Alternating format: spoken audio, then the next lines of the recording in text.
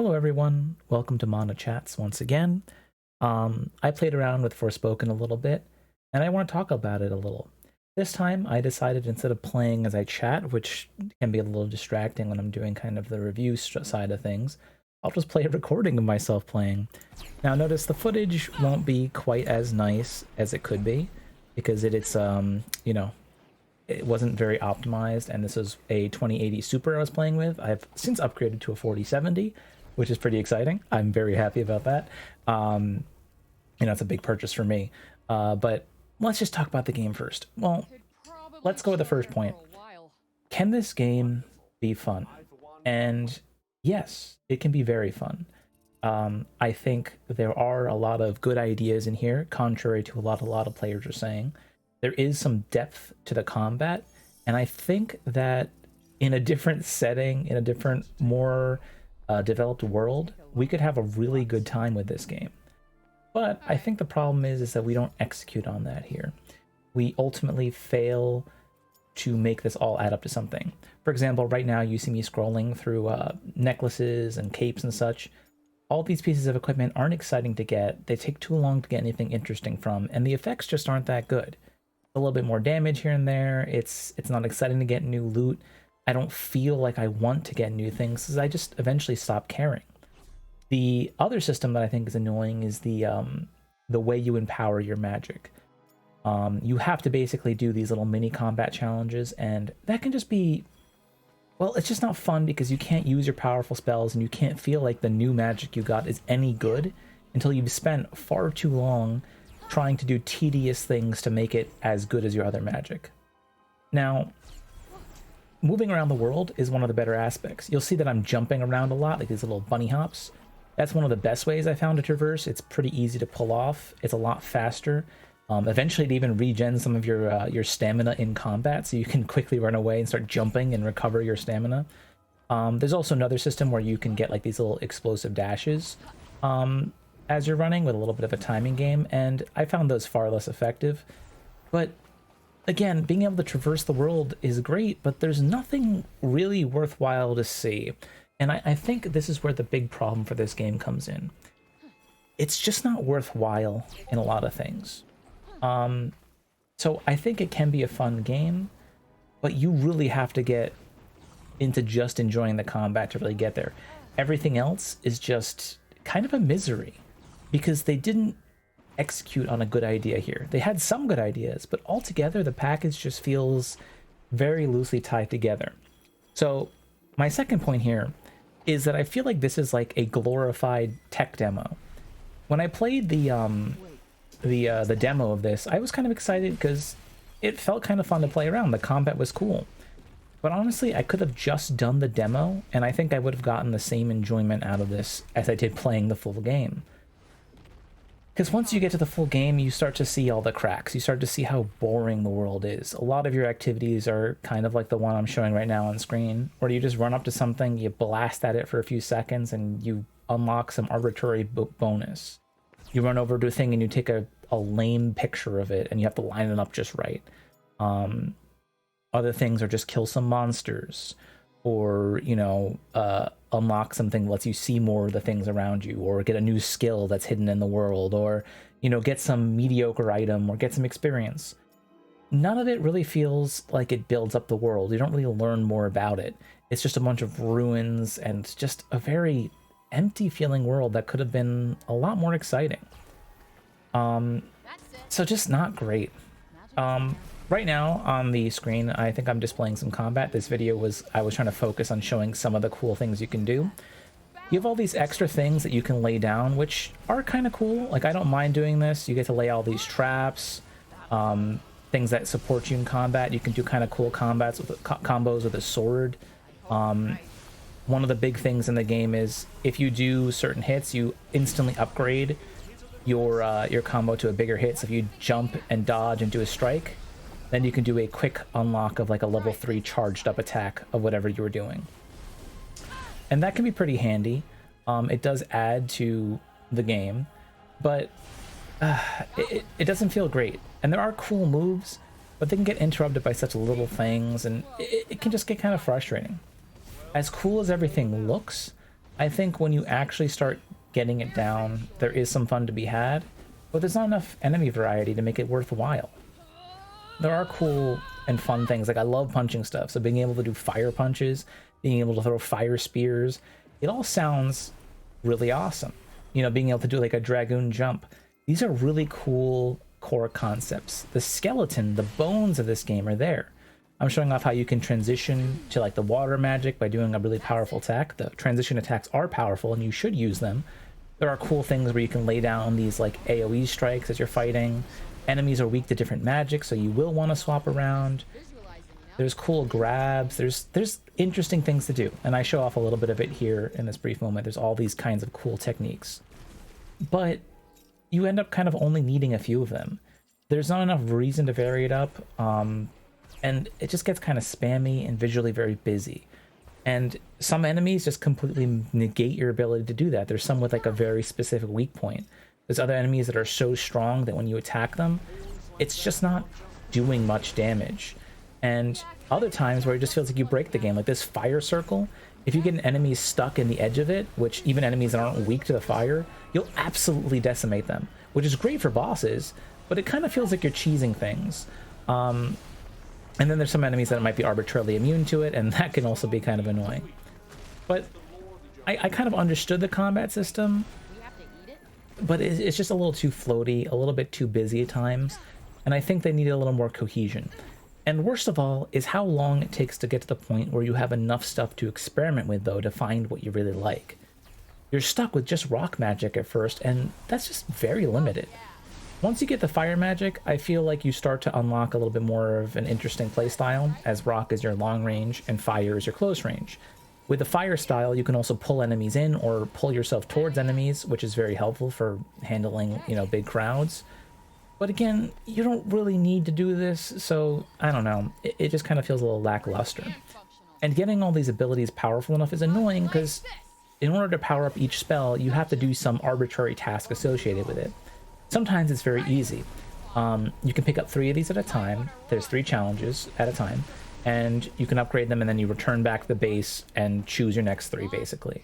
But really, I think it should just be available at all times. You can see that my spellcraft challenge is on the board right there at that moment, and it's things that can be easy to do. I'm going to rewind a little bit, but some that are not so simple. So let's go back like a little touch here. I can show you those. Let me pause it right here. Of course, I paused it just a second too late. All right. So defeat enemies that are vulnerable to your magic. That means you have to find enemies that are weak to that specific type. So if I kill certain things with that particular spell, and it has to be that particular spell, I'll upgrade it. That is so frustrating at times because some of these things are like on a long cooldown, or something else will get the killing blow. It's kind of annoying. But thankfully, I only have to do it 10 times, but still kind of arbitrary. Not the worst there is. The chain bolt one there you see is build up power and inflict critical blows. I mean, that's not too hard to get. Just keep damaging enemies. Not bad.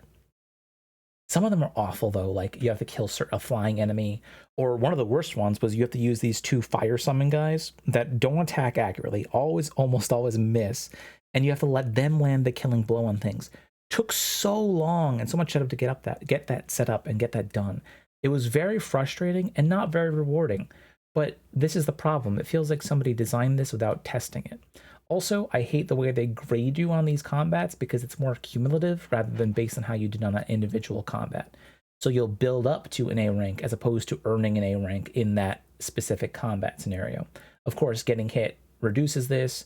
Even if you do a perfect counter, it still counts as you getting hit. It tones it down a bit, but then you get like a big bonus for doing the perfect counter and it boosts you back up. But it's just kind of frustrating. It just feels very oddly designed. And eventually I just stopped caring about it because it was meaningless. Especially when you're trying to do challenges, you have to play in a foolish way that does not make use of your entire kit because you're trying to get a specific thing done. And I felt that most of the time that I was playing, I was trying to get these specific tasks done, which really hurt the combat, even though it could have been good without that. I know that was kind of really off like the wall, and I kind of went into that a lot, but that's because I think the best part of this game is the combat, and even that I have kind of massive problems with. Let's go into the third point here, though. Pricing. I don't think this game was worth the $70 it cost. It just isn't that exciting. It isn't that well put together. It's like a quadruple A price, I would say.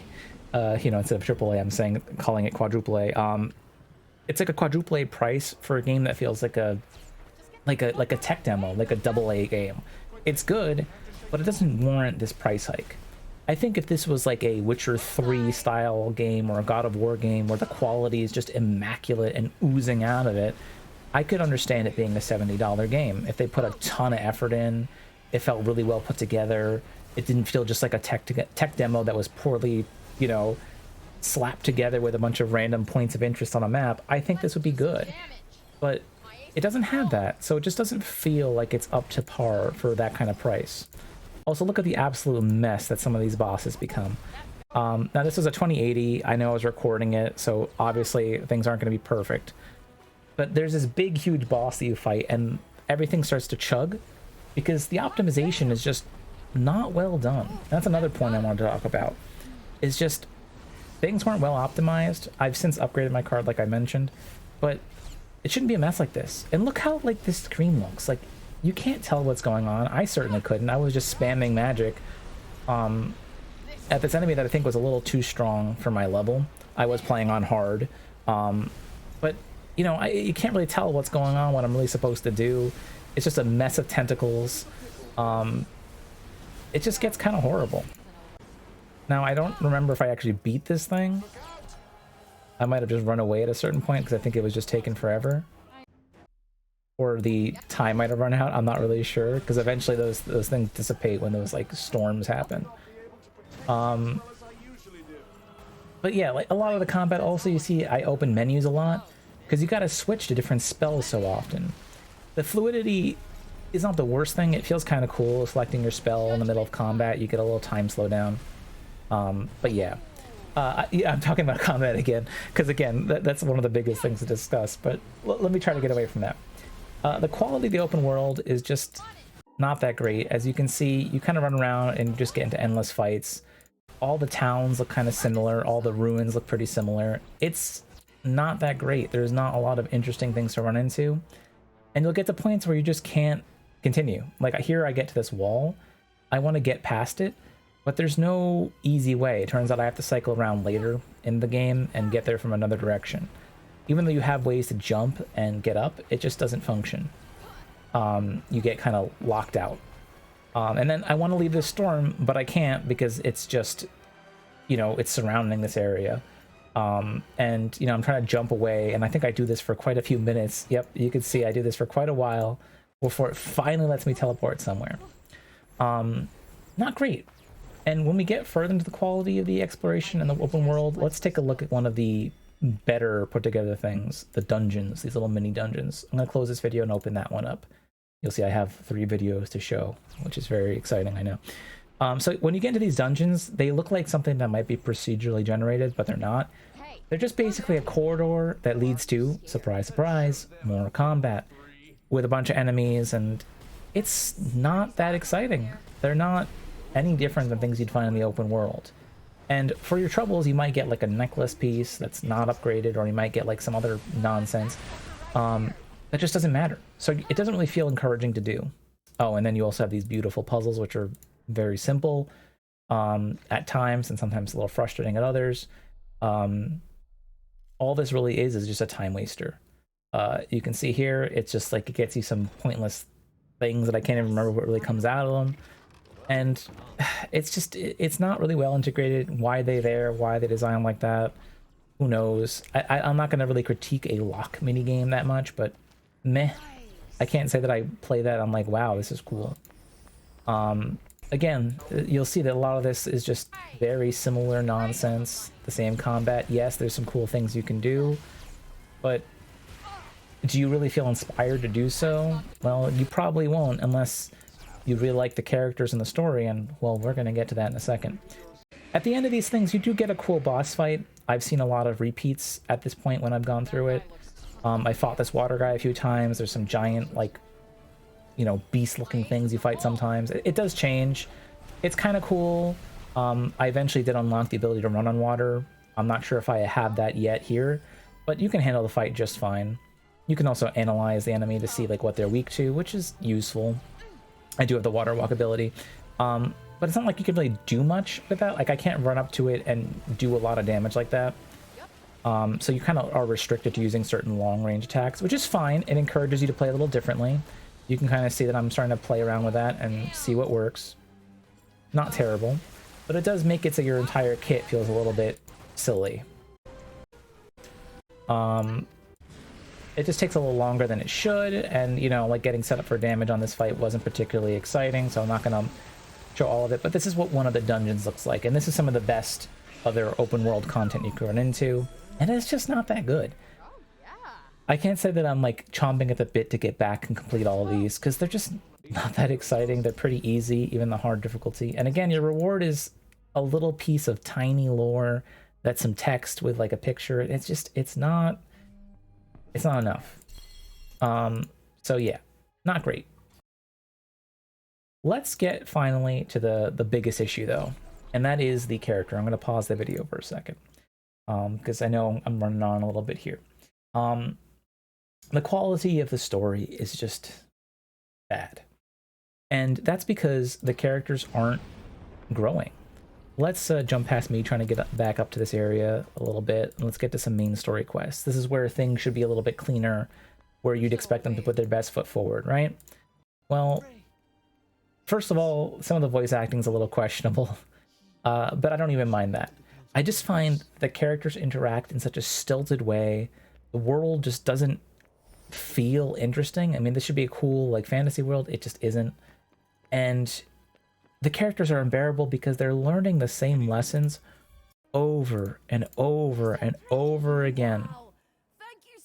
Frey will go on about how she cares about this kid that dies early on, but she takes no inspiration from it. She doesn't learn her lesson to be a better person or to try and help people. And it just starts to get grating. At the beginning of the game, I have no problem. I don't remember why I was taking this picture. I think I was just looking at the quality. At the beginning of the game, I have no idea why Frey keeps acting this way. But I don't mind it at first. She can act a little bit upset. It makes sense. You know, you're thrown into a new world, and, you know, I can understand someone being, you know, a little bit thrown off by that. Especially, like, let's say if you had a good life before, you're suddenly ripped away from that. Like the isekai story, I get it. You know, you're not going to be always super happy with this. But the problem is that Frey has no reason to really want the other world back. She was super poor. You know, she was living on the streets. She was getting attacked by random gang members. Nobody cared about her really, except for like this one judge. And she was just in a miserable state. Here she has all this power, all these people who immediately care about her. And she's just constantly going on and on and on about, I gotta get back home. I gotta get back home. And disrespecting everyone she runs into. It's absurd. In this particular part of the adventure, you know, this other woman's dad has basically just died or is dying. And Frey is so crass and rude about it. And she can never refer to this guy by his name. I think his name is like Robert something, but she keeps calling him Break Bob. It's Break Bob because, you know, she calls like the corruption going around the break. And she has this problem where she just can't respect anyone. She can't call them the names that they ask her to call them, which, you know, whatever. She's trying to be rude. But it gets to a point where you're like, why are you doing this? And she keeps using modern slang and getting upset that no one understands her. And that's fine early on. But you'd think at a certain point, you'd have, you know, the astute ability to realize, maybe I should stop using all these slang terms and try to be clear to these people, rather than acting like they're idiots for not understanding your otherworldly slang. But, you know, even that we can excuse. Once she learns that she kind of cares about this world, and she's talking about this kid that died, and she's like goes on this moral crusade about it and even kills someone over it, you think she would, you know, care a little bit more about the world. But she regresses back to her intro state of being like, I gotta get out of here. I hate this world. Everyone expects too much of me. I'm not special. And she keeps insisting she's not special while she has all these incredible powers, the ability to traverse this corrupting zone, which no one else can do. She's the only one who can save things, and she just acts so shitty about it. It's ridiculous. And again, this would work if they would weave this into the narrative. If she was consistently a reluctant hero, or she was scared about doing things, or she was frightened about what might happen to her. But she doesn't act that way. She acts excited and has fun throwing spells around. So she kind of tries to have it both ways, and it doesn't work. And she's just so crass to these people that she supposedly cares about. It gets so ridiculous.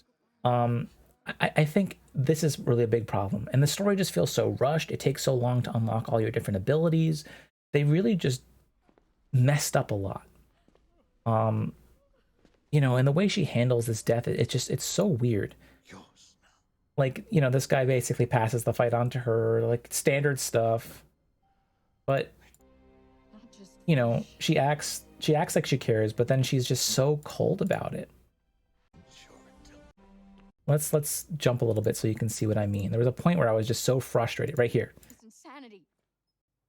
So this girl's she's you know, Frey's going on again, still calling him Break Bob, talking about how that Break Bob was her last shot, whatever. You know, okay, I get it.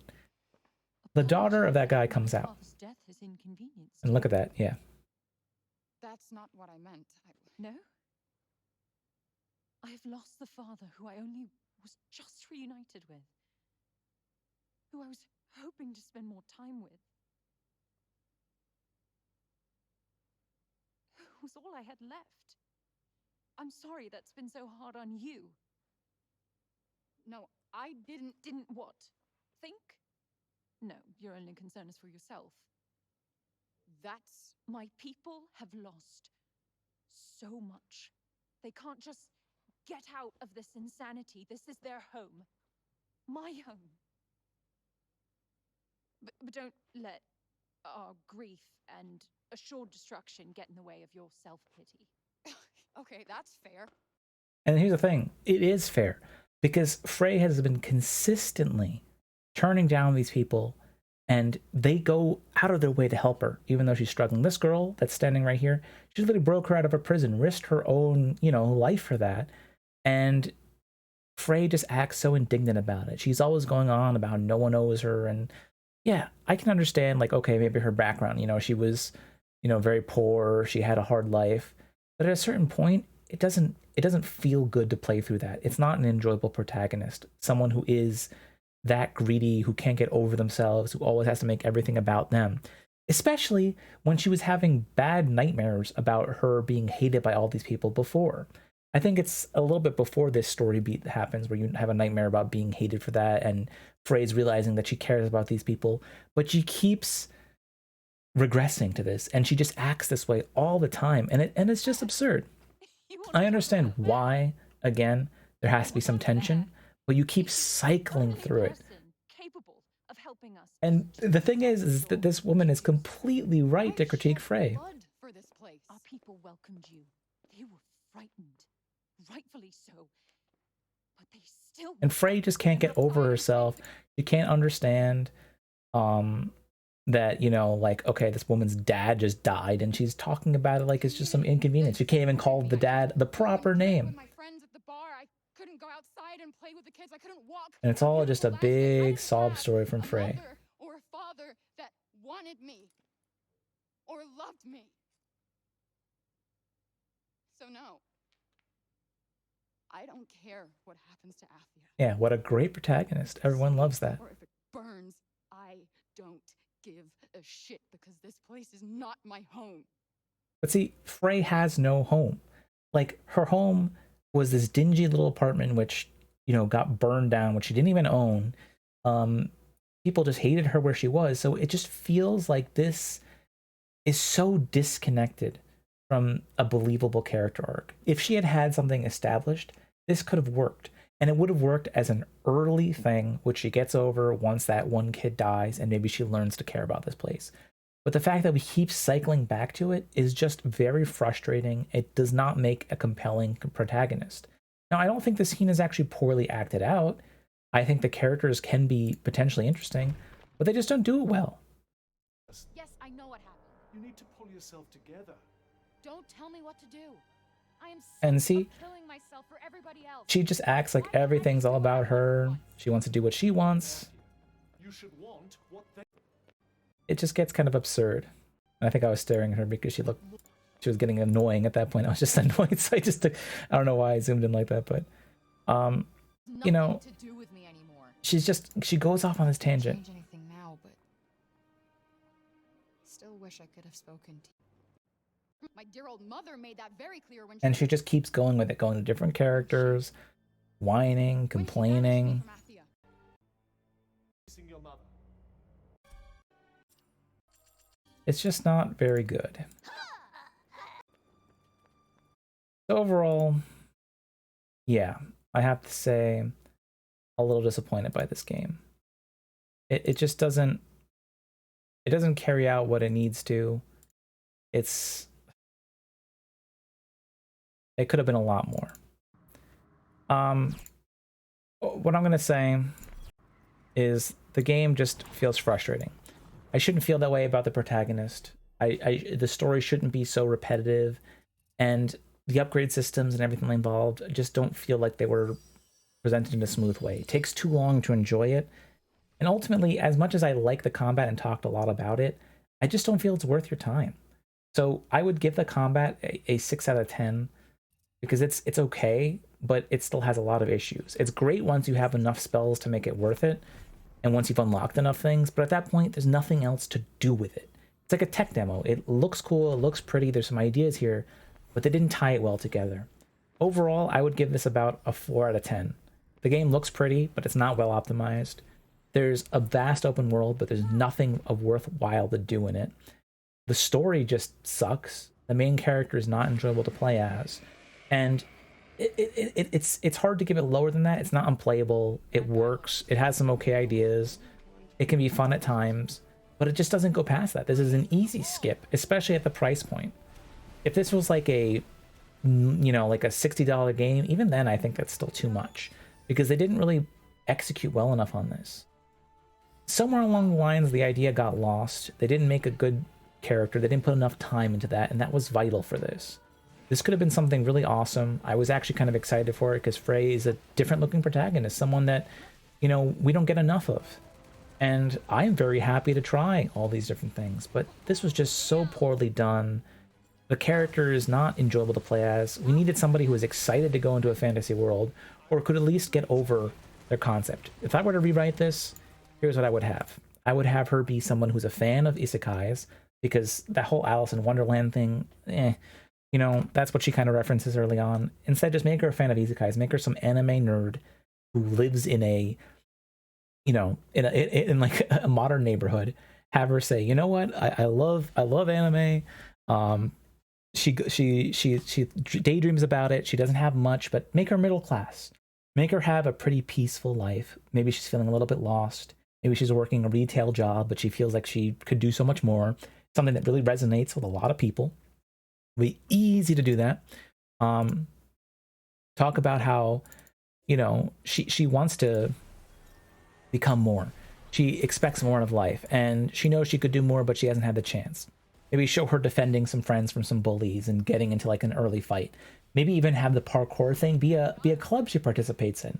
Have it be like, okay, you do some parkour, you practice some of it early on, and you're running around, jumping over stuff in like a local park, talking to some friends, and they're moving away. Something big's happening, like your friendships are degrading, or someone betrays you, something to kind of give a little tension to the real world where it shows that she's kind of unhappy, but still has some connections there. Have her, talk about how she doesn't have some parents or how something happened mysteriously to tie in that whole other situation, but have her be living a decent life. And then she finds this magical thing due to some reason. Then there's a reason for her to be upset when she appears in this world, because I want to go back. I want to be with my friends. I want to try and make the most of myself there. But also have her be partially interested in this because she's like, wow, this is actually happening to me. This is a once in a lifetime chance. I have magic. Like, I could make something of it, but this world is destroyed. This isn't what I expected it to be. In all those isekai, it's always, like you go to somewhere that's better and I have to fix this whole place. I might have magic, but I'm getting threatened to get killed. Have her be scared of this. Have her not just be this really cocksure character who is just, arrogant all the time, but have her be a little bit afraid of the fact that she could get murdered in this world. Play that up a little bit at first until you find a reason to fight for it. You could still bring it back up where she's, really interested in getting back home, but have her be a little bit more believable with her arguments. She shouldn't be arguing about caring about these people, but she should be pointing out to them like, look, I'm willing to help you, but you don't understand what it's like to lose your whole world. I have a whole family, I have friends, I have people I'll never see again or might never see again. You could do this so much better. And you could also make her way more likable. They just needed to spend some time in making her an actual character. But I think they just rushed it. I could give a lot of ideas as to how to make this a better game, but ultimately I think the pace, the lack of a really reason to explore the world, and just the way the gameplay doesn't really add up to much more, I think it's a skip. And I'm sorry to say that because I really wanted to like this game. And I wanted to be able to say, oh, I have a different take than everyone else, but really I can't, because there's just not enough redeeming qualities here. It's not worth your money, not optimized well enough for PC. Let's just hope that other things Square releases soon are better, because I am very excited for Final Fantasy 16. And I hope that it does not leave me with the same disappointment this did. Well, that's about it.